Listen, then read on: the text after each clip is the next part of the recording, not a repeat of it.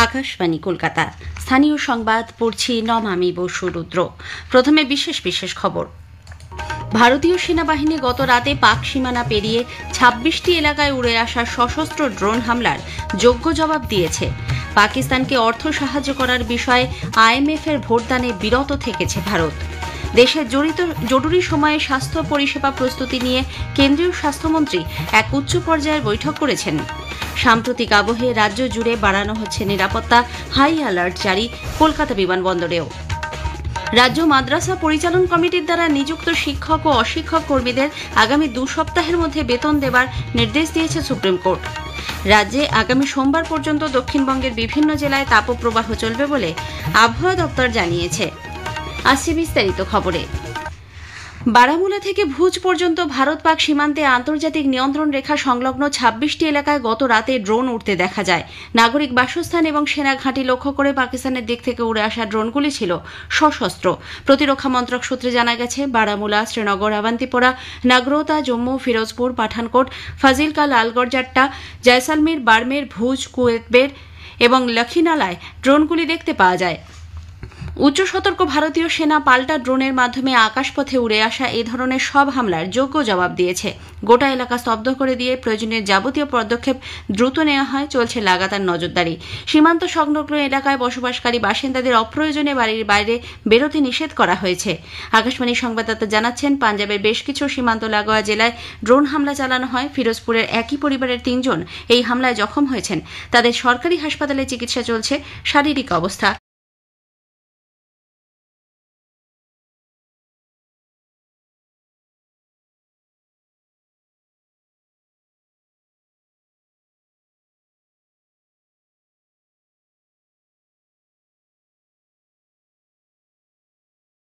স্থিতিশীল। বিদেশ মন্ত্রক জানিয়েছে, ৮ তারিখ রাতে লেহ থেকে সারক্রিক পর্যন্ত ৩৬টি জায়গায় পাকিস্তান অনুপ্রবেশের চেষ্টা চালিয়েছে। এই জন্য কমপক্ষে ৪০০টি ড্রোন ব্যবহার করেছে তারা। ভারতীয় সশস্ত্র বাহিনী এর মধ্যে বেশিরভাগ ড্রোনকেই গুলি করে নামাতে সমর্থ হয়। নতুন দিল্লিতে গতকাল এক বিশেষ সাংবাদিক বৈঠকে ভারতীয় সেনা কর্নেল সোফিয়া কুরেশি জানান, সমগ্র পশ্চিমাঞ্চলীয় সীমান্ত জুড়ে সেনা ঘাঁটি লক্ষ্য করে পাক বাহিনী একাধিকবার ভারতীয় আকাশসীমা লঙ্ঘন করেছে। উইং কমান্ডার বিয়মিকা সিং জানান, পাকিস্তানের হামলা জবাবে সে দেশের 4টি এয়ার ডিফেন্স সাইটে ভারতীয় সশস্ত্র ড্রোনকে কাজে লাগানো হয়। পাকিস্তান নিজেদের স্বার্থে অসামরিক বিমানগুলিকে মানব ঢাল হিসেবে ব্যবহার করছে বলেও জানান তিনি। Pakistan's irresponsible behavior again came to fore. Pakistan did not close its civil airspace despite it launching a failed unprovoked drone and missile attack on 7th May at 8:30 hours in the evening. Pakistan is using civil airliners as a shield, knowing fully well that its attack on India would elicit a swift air defense response. This is not safe for the unsuspecting civil airliners, including the international flights which were flying near IB between India and Pakistan. পাকিস্তানকে আর্থিক সংকট থেকে মুক্ত করতে আন্তর্জাতিক মুদ্রা ভান্ডার IMF নতুন করে আর্থিক সাহায্যের যে সিদ্ধান্ত নিয়েছে, ভারত তাতে উদ্বেগ প্রকাশ করেছে। এই সংক্রান্ত নির্ণায়ক বৈঠকের ভোটাভুটিতে ভারত ভোটদানে বিরত থাকে। তাদের আশঙ্কা, পাকিস্তান এই অর্থ অতীতের মতোই সীমান্ত পেরিয়ে সন্ত্রাসবাদের কাজে ব্যবহার করবে। উল্লেখ্য, আইএমএফ পাকিস্তানকে ১৩০ কোটি মার্কিন ডলার ঋণ দেওয়ার সিদ্ধান্ত নিয়েছে। এর বিরোধিতা করে ভারত তার বক্তব্য নথি আকারে জমা দেয়।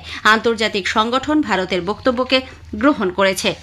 কেন্দ্রীয় স্বাস্থ্যমন্ত্রী জেপি নাড্ডা বিপর্যয় পরিস্থিতিতে দেশের জরুরি স্বাস্থ্য ব্যবস্থার প্রস্তুতি নিয়ে এক উচ্চ পর্যায়ের বৈঠকে পর্যালোচনা করেন। নতুন দিল্লিতে আয়োজিত এই বৈঠকে দেশের স্বাস্থ্য পরিষেবা আরও জোরদার ও সুসংহত করতে গৃহীত পদক্ষেপ সম্পর্কে শ্রী নাড্ডাকে অবহিত করা হয়। হাসপাতাল ও চিকিৎসা প্রতিষ্ঠানগুলিকে প্রয়োজনীয় ওষুধ, রক্ত এবং অক্সিজেনের পর্যাপ্ত যোগান রাখার পাশাপাশি ট্রমা কেয়ার কিট সহ অন্যান্য চিকিৎসা সরঞ্জাম প্রস্তুত রাখতে বলা হয়েছে।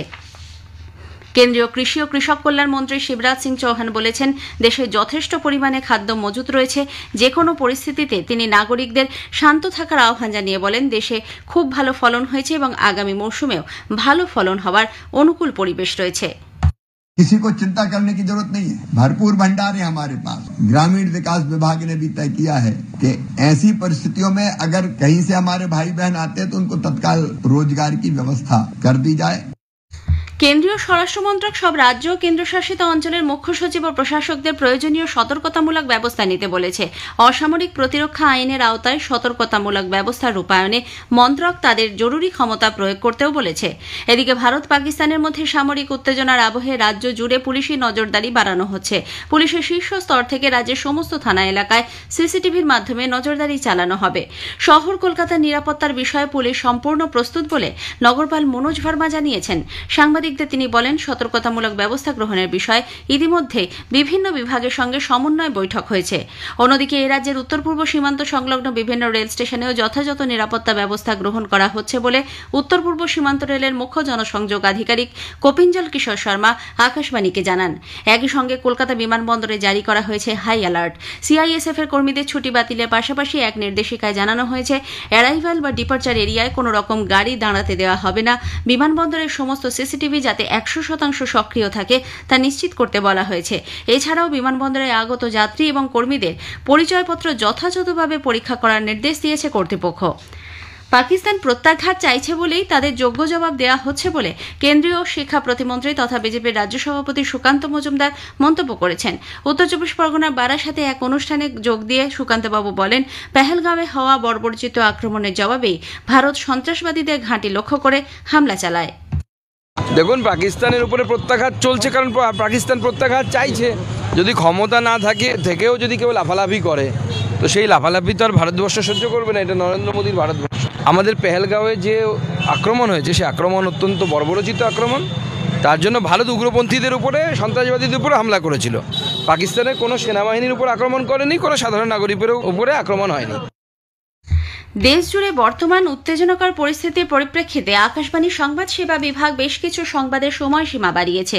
দিল্লি থেকে ঘণ্টায় ঘণ্টায় প্রচারিত সমস্ত হিন্দি ও ইংরাজি বুলেটিনের সময় 5 মিনিট করে বাড়ানোয় পরবর্তী ঘোষণা না হওয়া পর্যন্ত এফএম রেনবো প্রচার তরঙ্গে ঘণ্টায় ঘণ্টায় প্রচারিত হেডলাইন্স আপাতত স্থগিত থাকছে।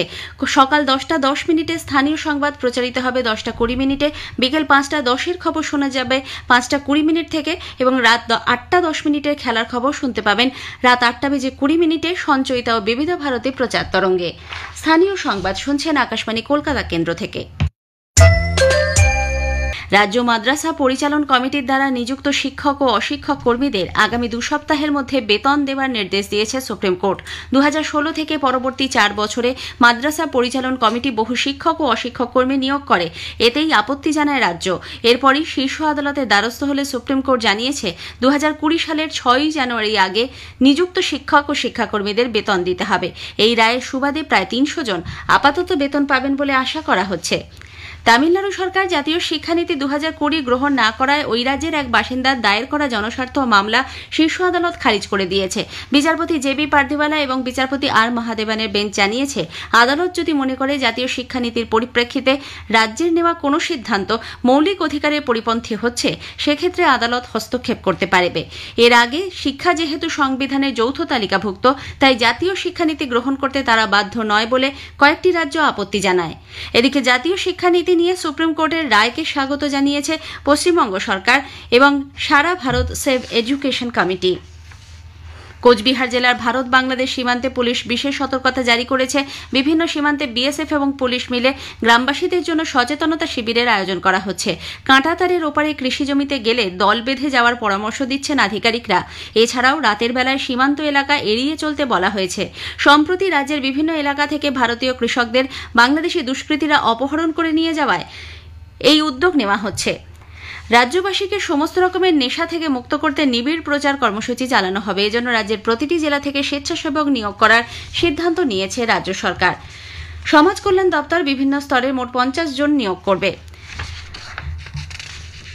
রাজ্যে আগামী সোমবার পর্যন্ত তাপপ্রবাহ চলবে বলে আবহাওয়া দপ্তর জানিয়েছে। আজ থেকে পশ্চিম বর্ধমান, বীরভূম, পশ্চিম মেদিনীপুর, ঝাড়গ্রাম, পুরুলিয়া এবং বাঁকুড়ায় তাপপ্রবাহের হলুদ সতর্কতা জারি করা হয়েছে। আর্দ্রতাজনিত অস্বস্তিকর গরম থাকবে দক্ষিণবঙ্গের অন্যান্য জেলাতেও। তবে আগামীকাল গাঙ্গেয় পশ্চিমবঙ্গের কয়েকটি জেলায় বিক্ষিপ্তভাবে ঝড় বৃষ্টির পূর্বাভাস দেওয়া হয়েছে। কলকাতায় আজ সর্বনিম্ন তাপমাত্রা রেকর্ড করা হয়েছে 29.1 ডিগ্রি সেলসিয়াস, যা স্বাভাবিকের থেকে 2.3 ডিগ্রি বেশি। আজ সর্বোচ্চ তাপমাত্রা 39 ডিগ্রির আশেপাশে থাকার সম্ভাবনা রয়েছে।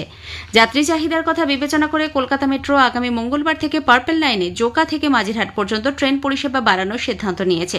ওই দিন থেকে মেট্রোর ওই সেকশনে মোট 40টি ট্রেনের পরিবর্তে আপ ও ডাউন মিলিয়ে মোট 62টি ট্রেন চালানো হবে। সকাল 7:57 থেকে শুরু হয়ে 24 মিনিট অন্তর তা চলবে সন্ধে 8:17 পর্যন্ত। শেষ করার আগে স্থানীয় সংবাদের বিশেষ কিছু অংশ আরও একবার।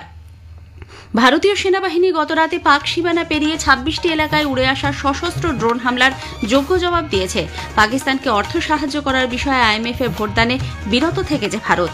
সাম্প্রতিক আবহে রাজ্য জুড়ে বাড়ানো হচ্ছে নিরাপত্তা, হাই অ্যালার্ট জারি কলকাতা বিমানবন্দরে।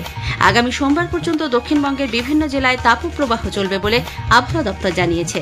স্থানীয় সংবাদ শেষ হলো। এর পরের খবর সকাল 9:15